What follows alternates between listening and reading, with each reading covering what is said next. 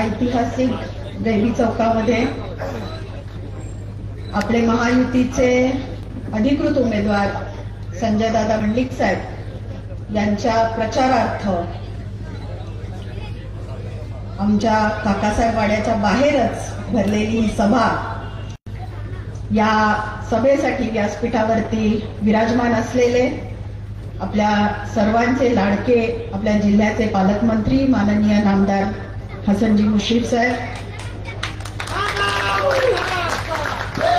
आपल्या महायुतीचे अधिकृत उमेदवार संजय दादा मंडलिक साहेब, नुकतंच ज्यांनी आपल्याला मार्गदर्शन केलं ते राज्यसभेचे खासदार माननीय धनंजय माडिक साहेब, व्यासपीठावरती उपस्थित असणारे माझे बंधू माननीय अखिलेश राजे घाटगे, व्यासपीठावरती उपस्थित असणारे माननीय प्रतापजी माने, शीतलजी फराकटे, व्यासपीठावरती उपस्थित असणारे सर्वच सन्माननीय सदस्य आणि आज एवढ्या मोठ्या संख्येने इथे उपस्थित असणारे माझे सर्व कागलचे ज्येष्ठ ग्रामस्थ, माझे युवा बांधव आणि माझ्या भगिनी. खरं तर कागलमध्ये कधी येऊन मला सभा घ्यायची वेळ येईल असं कधी वाटलं नव्हतं. आणि खरं तर कागलमध्ये सभा घ्यायची गरजच नाही, कारण मी कुठलंही चॅनल उघडलं तरी कागलच्या लोकांचा इंटरव्ह्यू घेतला तर एकच सांगतात, साहेब सांगतील तिकडं मत टाकणार. त्याच्यामुळं आम्ही आणि येऊन काहीतरी वेगळं सांगणं हे असं कधीच होऊ शकत नाही. मला आनंद आहे की कागलकरांच्यात अजूनही ती एकी तशीच जिवंत आहे. आज लोकसभेच्या निवडणुकीच्या निमित्तानं आम्ही इथं आलेलो आहे. नुकतंच मुंडा साहेबांनी त्यांच्या भाषणामध्ये सांगितलं की ही निवडणूक गल्लीची नाही, दिल्लीची आहे. ही निवडणूक आहे खासदारकीची. कोण खासदार आपण इथून निवडून पाठवणार आहे, जो उद्या संसदेत जाऊन कोण पंतप्रधान निवडणार आहे, याची ही निवडणूक आहे. मुंडा साहेबांनी आपल्या भाषणामध्ये सांगितलं, मोदीजींची कामं सांगितली, त्यांनी आणलेल्या योजना सांगितल्या, ह्या सगळ्या गोष्टी सांगितल्या. त्या गोष्टी मी परत परत सांगत बसणार नाही. पण आपल्याकडे दोन पर्याय आहेत. एक आहे आपल्याकडे आपले महायुतीचे उमेदवार संजय दादा मंडलिक, जे उद्या इथून निवडून गेले खासदार म्हणून तर संसदेत जाऊन मोदीजींना मतदान टाकणार आहेत. आणि दुसरे उमेदवार आपले आहेत ते माननीय छत्रपती महाराज, जे काँग्रेस पक्षाकडून उभे राहिलेले आहेत, जे उद्या जर समजा चुकून आपण थोडा वेळ हा विषय बाजूला ठेवून विचार केला की जर काँग्रेसचा उमेदवार निवडून गेला तर मतदान पंतप्रधान म्हणून कोणाला करणार? त्यांचा पंतप्रधान पदाचा उमेदवार निश्चित आहे का? आमचा ठाम आहे, आमच्या देशाचे पंतप्रधान तिसऱ्यांदा मोदीच होणार. पण त्यांचा उमेदवार फिक्स आहे का? महाविकास आघाडीने घोषित करावं की आम्ही काँग्रेसचा खासदार का निवडून द्यावा. उद्या आमचा देश कोणाच्या हातात सुरक्षित राहणार आहे, कोणाच्या हातामध्ये आमच्या भारताचं भविष्य द्यायचं आहे, कोण आमच्या देशाला पुन्हा एकदा महासत्ता बनवणार आहे, हे त्यांच्याकडून नाव येऊ देत आणि मग आपण विचार करू. आज दोन पर्याय मी तुम्हाला सांगितले. एक राहुल गांधी, जर आता काँग्रेसचा उमेदवार निवडून आला तर त्यांच्या पुढे राहुल गांधी हा एकच पर्याय दिसतोय मला. मग उद्या राहुल गांधींच्या हातात तुम्ही देश देणार आहात का नरेंद्र मोदींच्या हातात देश देणार आहात? अरे वा,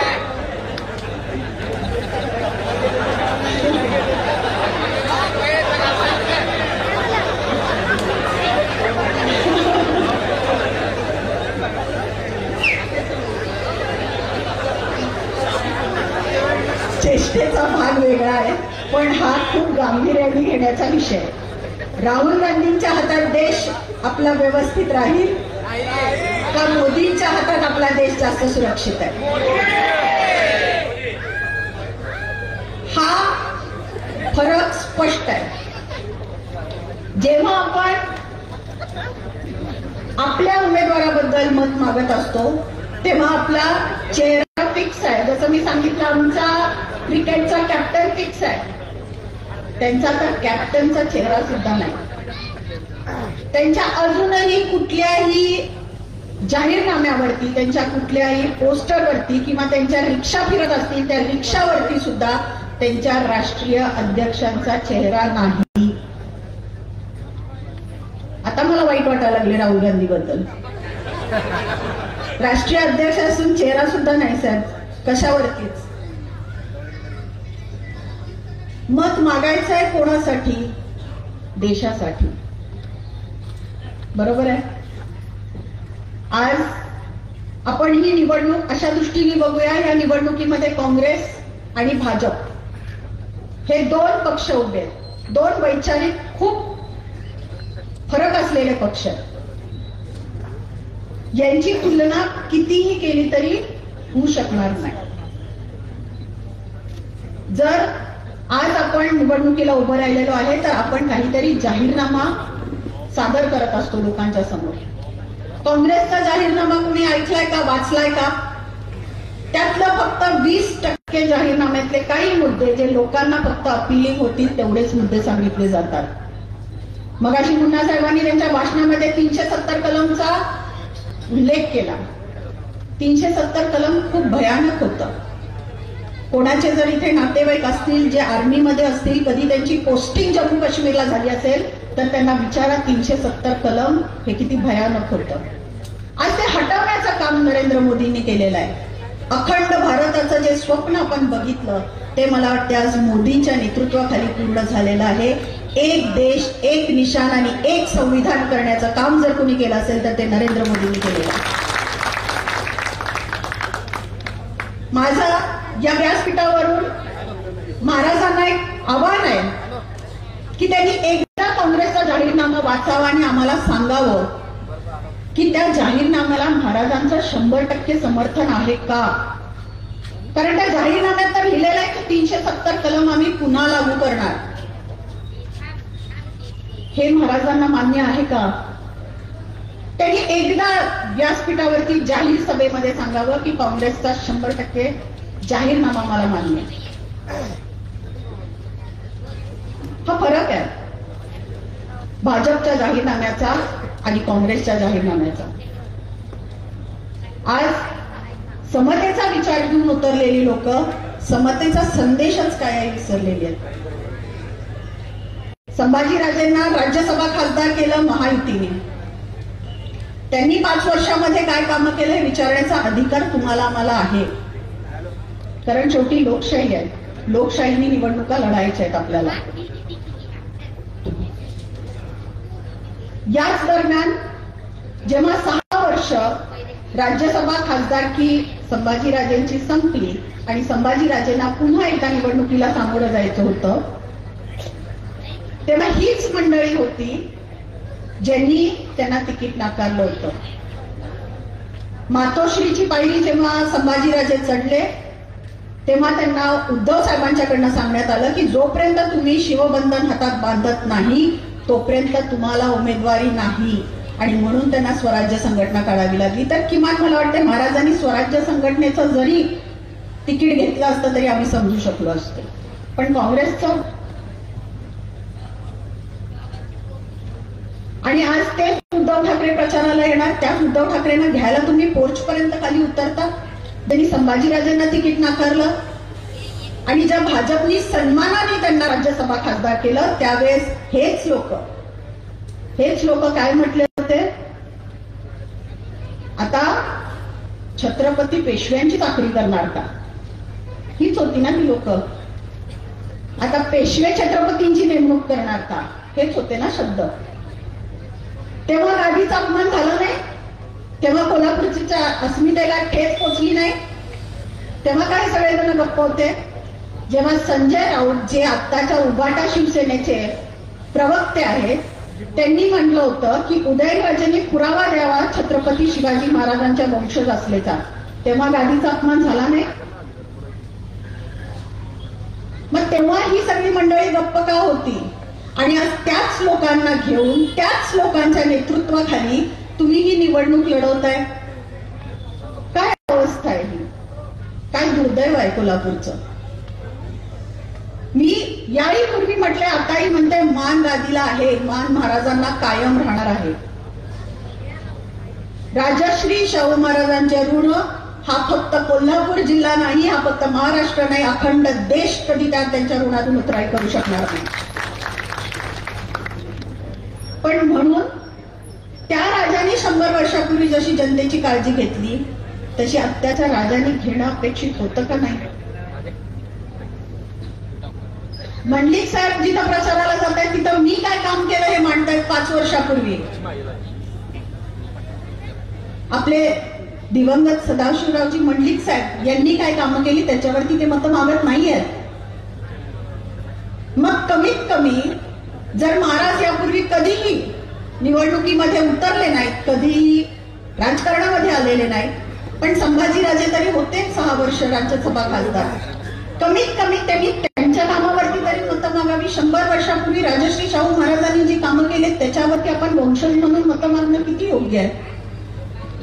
वंशज तर आम्ही पण आहोत. राजघराण्यात जन्माला येणं आणि एखाद्या एवढ्या मोठ्या घराण्याचं वंशज असणं हीच सगळ्यात मोठी जबाबदारी आपल्यावरती पहिला असते. आपण बाहेर कसं राहतो, कसं बोलतो, कसं वागतो, या सगळ्या गोष्टी खूप विचार करून कराव्या लागतात. आणि हे सगळं माहिती असणं जनतेसाठी एवढं गरजेचं आहे, कारण या निवडणुकीमध्ये तुम्ही दोघांना उमेदवार म्हणून बघा. इथे कुठेही गादीचा अपमान होत नाहीये. आज समतेचा विचार घेऊन उतरणारी लोक जी आहेत त्यांना मला सांगू दे की समतेचा विचार हा मोदींनी सुद्धा राखलेला आहे. सबका साथ सबका विकास हा समतेचाच संदेश आहे. हा समतेच्या संदेशापेक्षा वेगळा संदेश नाहीये. शाहू महाराजांच्या नावाचा फक्त वापर केला जातोय, शाहू महाराजांच्या गुडविलचा फक्त वापर केला जातोय, कारण ह्या जिल्ह्यामध्ये अशी काही राक्षसी महत्वाकांक्षा असणारी प्रवृत्ती आहे ज्यांना सगळं मलाच पाहिजे आहे. कुठलीही निवडणूक असो साहेब, गोकुळची निवडणूक झाली, आपली मदत झाली, पण किंगमेकर कोण? मीच. संजय दादा मंडलिक साहेब निवडून आले मागच्या वेळेस युतीमधून, त्यांच्या सोबत सुद्धा मुश्रीफ साहेबांची ताकद होती, पण संजय मंडलिकांना निवडून कोणी आणला? अजिंक्य दाड्यावरनं.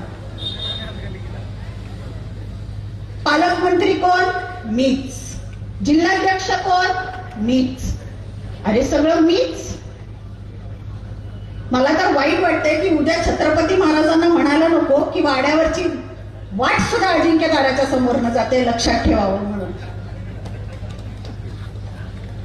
चुकीचं आहे हे. अजून किती दिवस आपण सहन करणार आहे? म्हणजे काय आपली कुणाची काय ताकदच नाही? सगळं ते एकटेच करतात. अहो ते माजी पालकमंत्री असतील, आजी तर आमच्या सोबत आहेत महायुतीमध्ये. आता खरी लढाई होईल. आता कोण किंगमेकर हे कोल्हापूरची जनता सुद्धा दाखवेल.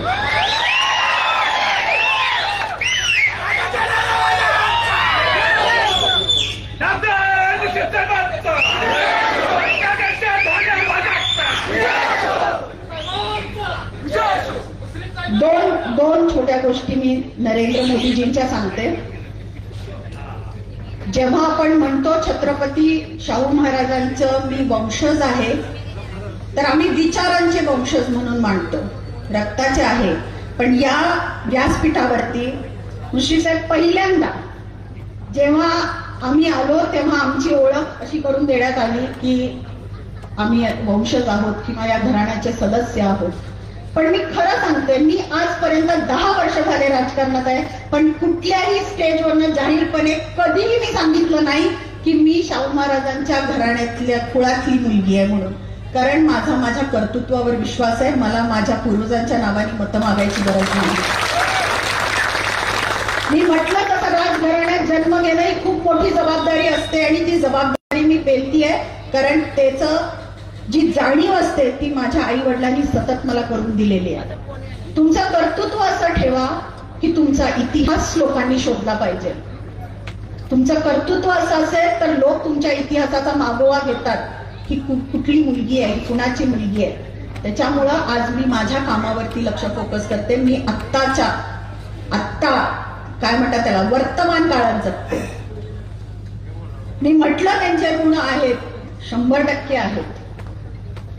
पण मला म्हणायचं आहे की 100 वर्ष मागे जाण्यापेक्षा आपण एक 2 वर्ष मागे जाऊया, जेव्हा कोविडचा काळ आला होता.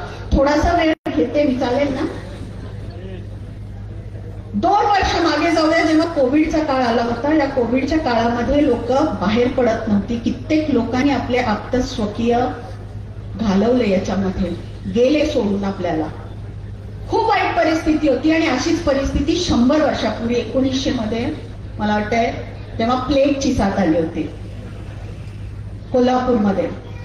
आणि शाहू महाराजांनी त्यावेळेस एक निर्णय घेतला होता, तेव्हाच्या राजश्री शाहू महाराजांनी, की प्लेगची साथ आल्यावरती माझ्या जनतेला बाधा नये.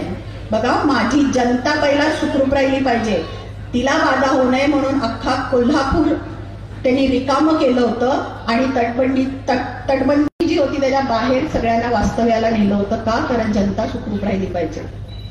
ते एक प्रकारचं लॉकडाऊनच होतं ना. मोदींनी काय वेगळं केलं? मोदींनी पण लॉकडाऊन केलं ना कोविडच्या काळामध्ये. त्यांनी सगळीकडे निर्जंतुकीकरण केलं. आणि जोपर्यंत ती साथ जात नाही तोपर्यंत लोकांना इथे येणं परवानगी नव्हती. आणि मग त्यांना लोकांना इथे आणलं गेलं. सगळं झाल्यावरती नरेंद्र मोदींनी काय वेगळं केलं? नरेंद्र मोदींनी तेच केलं. कोविडची परिस्थिती आल्यावरती लॉकडाऊन केलं, लोकांना जिथल्या तिथे थांबवलं आणि लस देण्याचं काम केलं लोकांना, ती पण फुकटमध्ये. आणि जीवनदान जर कोणी आत्ताच्या काळामध्ये दिलं असेल तर तो शाहूंच्या विचारावरती चालणाऱ्या नरेंद्र मोदींनी दिलं.